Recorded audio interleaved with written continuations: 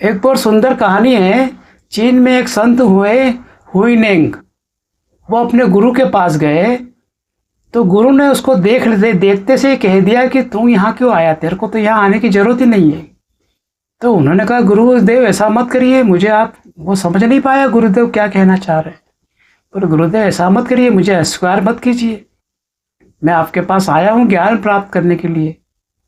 तो उसने बोला कि तू जिस स्थिति में है, तेरे को आज नहीं तो कल हो ही जाएगा, तू यहाँ नहीं भी रहेगा तो भी तुझे हो जाएगा। लेकिन हुई को ये विश्वास नहीं हुआ कि ये गुरुदेव क्या कह रहे हैं, वो समझ भी नहीं पा रहा था। क्यों? क्योंकि गुरुदेव ने उसके आभा मंडल को देख लिया था, उसकी ओरा को देख लिया था और जान लिया था वो किस स्थिति में है। जो बुद्ध को पाए हुए लोग होते हैं वो अपने शिष्य की ओरा को देख करके, प्रभा मंडल को देख करके, आभा मंडल को देख करके जान जाते हैं शिष्य की क्या स्थिति है। तो उसने जान लिया था। लेकिन फिर भी हुई ने आग्रह किया कि नहीं साहब, मुझे आप स्वीकार मत कीजिए गुरुदेव, मुझे आश्रम में स्थान दीजिए। तो गुरुदेव ने कहा ठीक है, तो एक काम कर, रसोई घर में चले जा और वहाँ पर तू चावल को बीनना, चावल को कूटना और चावल बनाना, भोजन बनाने में तू सहयोग करना, इसकी सेवा तेरे को मैं देता हूँ, तो कर। उन्होंने कोई भी ध्यान की विधि नहीं बताई उसे, कोई भी साधना नहीं बताई, उसको केवल रसोई घर की सेवा दी। वो चला गया रसोई घर में और वो अपनी सेवा करता रहा। लोग उसे बिल्कुल साधारण व्यक्ति समझते थे, क्योंकि वो केवल एक चावल कूटता, चावल बीनता, भोजन बनाता, चाय बनाता, यही उसका काम था। तो जब यही उसका काम था तो लोग उसको महामूर्ख समझते थे। वो साधना कुछ भी नहीं करता था, ना ध्यान करता था, ना कोई साधना करता था, गुरुदेव ने कुछ बताया ही नहीं। तो वो अपने हाल में मस्त रहता था, बस मौन रहता था, ज़्यादा किसी से बातचीत भी नहीं करता था, कभी हंसता भी नहीं था। तो शिष्य उसे बाकी के जो शिष्य थे, बहुत बड़ा आश्रम था, वहाँ कम से कम 500 भिक्षु रहते थे। उसमें भी बड़े बड़े ध्यानी थे, पंडित थे, ज्ञानी थे, विद्वान थे, बहुत लोग थे। लेकिन वो सब उसको महामूर्ख समझते थे। तो ऐसे करके 12 वर्ष बीत गए।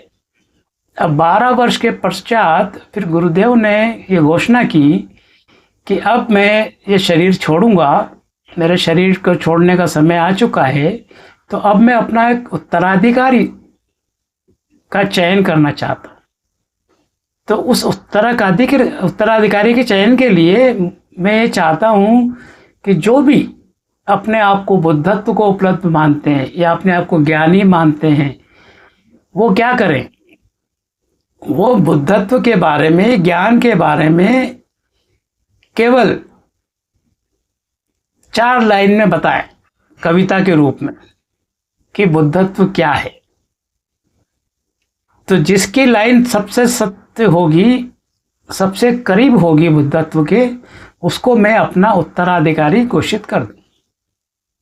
ये घोषणा उन्होंने कर दी। अब वहाँ पर एक महापंडित था। अब सब जानते थे कि पंडित बड़ा महापंडित है, उसको सब ज्ञान है, सारे शास्त्रों का ज्ञान था, उसका बड़ा विद्वान था। तो लोगों ने तो सोचा कि यही बाजी मार लेगा, यही बता देगा सत्य क्या है, जो भी है बुद्धत्व। तो बाकी लोगों ने उचित ही नहीं समझा कि वो पार्टिसिपेट करे या वो कोई कविता लिखे। लेकिन जो महापंडित था वो भी अपने आप को जानता था, उसको भी पता है कि मैं ज्ञानी तो हूँ नहीं, चूँकि मैंने शास्त्रों का ज्ञान है भाई, और मैं जो भी लिखूंगा शास्त्रों से चुरा के लिखूंगा, वो भी भीतर से जानता था। तो वो गुरु का सामना नहीं कर पा रहा। तो उसने क्या किया, रात को गुरु की जो झोपड़ी थी, उस झोपड़ी में जाकर के दीवार पे उसने 4 लाइन लिख दी, और बिना साइन के। क्या लिखी उसने? मन एक दर्पण है जिस पर धूल जमी हुई है, उस धूल को अगर आप साफ कर देते हैं तो सत्य का अनुभव हो जाता है, वह आप बुद्धत्व को उपलब्ध हो जाता है। ये उसने लिख दी और साइन भी नहीं करी। उसने क्या सोचा, दिमाग लगाया कि गुरुदेव अगर इसको स्वीकार कर लेंगे तो मैं बोल दूंगा मैंने लिखा है, और स्वीकार नहीं करेंगे तो पता भी नहीं चलेगा किसने लिखा है। तो गुरुदेव ने उसे स्वीकार कर लिया। पढ़ने के बाद जब स्वीकार कर लिया तो बाकी जो शिष्य थे वो जान गए किसने लिखा है, उनको तो पता था। तो उन्होंने जाकर के बताया सबको। और फिर रसोई घर में भी जाकर के चर्चा होने लगी कि ऐसी ऐसी बात है, गुरुदेव ने ये घोषणा की थी और इसमें फिर हमारे जो महापंडित जी हैं इन्होंने ये बताया, ये लिखा। तो वहाँ पर तो वो हुई नेंग भी था। तो उसने पूछा क्या बताया, क्या लिखा? उन्होंने बताया मन एक दर्पण है, दर्पण के ऊपर धूल जमी हुई है, धूल को साफ कर दो तो आप सत्य को उपलब्ध हो जाएंगे, ज्ञान को उपलब्ध हो जाएंगे। तो हुई नेंग हंसने लगा। तो बाकी शिष्यों ने कहा तुम हंस क्यों रहो भाई, तुमको आता क्या है, तुम तो केवल खाना बनाना जानते हो, तुम तो कोई साधना भी नहीं करते, तुमको पता होता कुछ है नहीं, और फिर भी तुम हंस रहे हो, तुमको शर्म भी नहीं आ रही हंसते हुए। इतनी अच्छी सुंदर बात लिखी उन्होंने और गुरुदेव ने स्वीकार भी किया उसको। तो उन्होंने बोला इन्होंने जो भी लिखा है वो गलत लिखा है। तो बोले सही क्या है? बोले सही है मैं बता सकता हूँ, लेकिन मैं लिखना पढ़ना नहीं जानता, मैं ना तो पढ़ना जानता हूँ ना लिखना चाहता हूँ, कोई मेरे साथ चले तो मैं आपको लिखवा सकता। तो एक शिष्य उनके साथ चला गया। फिर उसने गुरुदेव की दीवार, वहाँ झोपड़ी के वहाँ दीवार पर पे लिख दिया कि कैसा दर्पण और कैसी धूल, कैसा मन, कैसा दर्पण, कैसी धूल।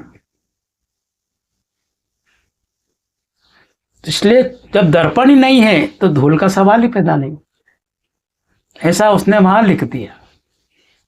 अब गुरुदेव ने पढ़ा, गुरुदेव समझ गए। फिर गुरुदेव अगले दिन उसके पास आए, रसोई घर में खुद चल करके आए, जैसा कि उन्होंने कहा था कि तू मत आना मेरे पास। उन्होंने शुरू में कह दिया था कि तू मेरे पास कभी मत आना, मैं ही तेरे पास आऊँगा। तो गुरुदेव उसके पास गए और उन्होंने बोला कि तूने जो ये बात लिखी है बिल्कुल सत्य है, ये तो मैं पहले दिन ही जान गया था, मैं तेरा प्रभाव मंडल देख करके मैं पहचान गया था, लेकिन तू अब तुरंत यहाँ से निकल जा, भाग जा यहाँ से। क्यों? क्योंकि ये जितने भी मूर्ख लोग हैं ये स्वीकार नहीं कर पाएंगे। अगर मैं तुझे उत्तराधिकारी घोषित कर दूंगा तो ये सारे मूर्ख लोग स्वीकार नहीं कर पाएंगे और तेरी हत्या कर देंगे। इसलिए मैं चाहता हूँ कि तू यहाँ से निकल जा, भाग जा। तूने जान लिया उस सत्य को, तूने सही बात लिखी है, बिल्कुल परफेक्ट बात लिखी है कि बुद्धत्व क्या होता है, कौन सा दर्पण, कौन सा मन, कौन सी धूल। जब मन ही नहीं है, दर्पण ही नहीं है तो धूल का सवाल ही पैदा नहीं होता है। बहुत सुंदर बात तूने लिखी है। तो मैं तो तेरे को पहचान गया था, पहले दिन ही पहचान गया था, इसलिए मैंने तेरे से कहा था कि तेरे की यहाँ जरूरत नहीं है, लेकिन तेरे आग्रह पे मैंने तेरे को यहाँ रखा था। बाकी बस विडंबना ये है कि मैं तुझे उत्तराधिकार घोषित नहीं कर सकता। क्यों? क्योंकि वो तेरी हत्या कर देंगे। जब तेरी हत्या कर देंगे तो फिर क्या फायदा। तो इसलिए तू यहाँ से लौट जा, तू चला जा यहाँ से। तो गुरुदेव ने उसको जाने के लिए कह दिया। शिष्यों में भी बड़ा कंपटीशन होता है, कोई शिष्य आगे बढ़ जाता है तो उसको भी बहुत दिक्कत आती है। दूसरे शिष्य अपने कुर्सी के लिए, गुरु के आसन के लिए, गुरु की कुर्सी के लिए, गुरु के पद के लिए दूसरे शिष्य की हत्या तक कर देते हैं। ऐसा हुआ भी है, कई लोगों ने हत्याएं भी कर दी है। तो इसलिए गुरु जानते थे, तो उन्होंने हुई नेंग को जाने से बोल दिया कि तू चला जा, मत रुक यहाँ, कोई फायदा नहीं, इधर को समझ नहीं पाएंगे, ये मूर्ख लोग हैं, ये तेरी हत्या कर देंगे। तो कहने का तात्पर्य यह है कि जो बुद्धत्व को उपलब्ध गुरु होते हैं वो शिष्य की औरा देख करके, प्रभामंडल देख करके, हाव भाव देख करके, चाल देख करके समझ जाते हैं कि वो किस स्थिति में है। शिष्य इस बात को नहीं समझ पाता कि गुरु समझ गए। शिष्य को समझना बड़ा कठिन पड़ेगा क्योंकि अभी वो पहुंचा नहीं है। तो इसलिए वो गुरु की स्थिति को भी नहीं जान पाते कि गुरु ऐसा व्यवहार क्यों कर रहे हैं, जो भी है। तो इस कहानी से हमें यही सीख मिलती है कि जानिए अपने को, खुद को जानिए और गुरु की सेवा कीजिए।